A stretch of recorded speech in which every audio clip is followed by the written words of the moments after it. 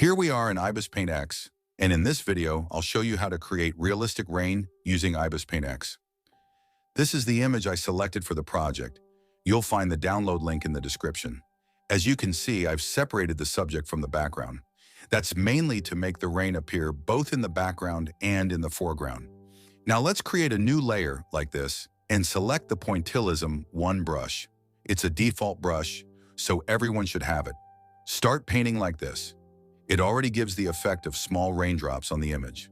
I'm moving this layer behind the subject because this will serve as the background rain, which should appear smaller. Next, select the motion blur filter. Now you can see the drops look like they're falling. By adjusting these two sliders, you can change the strength and direction, which controls how long the droplets appear and the direction they fall. Pretty easy, right? I'll repeat the same process a few more times to add more volume and density to the rain in the background.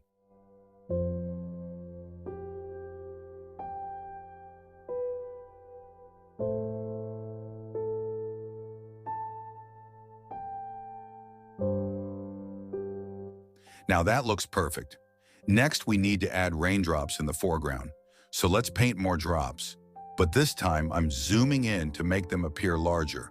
Then apply the motion blur filter again, and just look at that. We've created a beautiful rain effect. To enhance it even more, let's use the same brush to paint small splashes, like water droplets bouncing off the shoulder.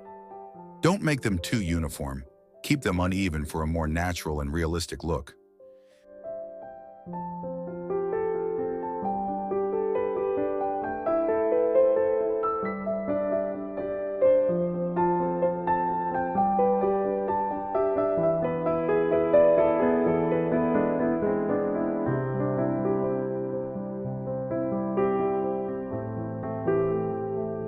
Maybe add a few on the hair as well if you'd like.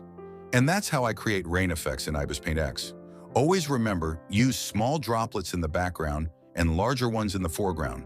Adjust the strength to control the length of the drops and the direction to decide which way the rain is falling. That's it for this video. I hope you found it helpful. Please make sure to like, comment, share, and subscribe to support the channel. Thanks for watching.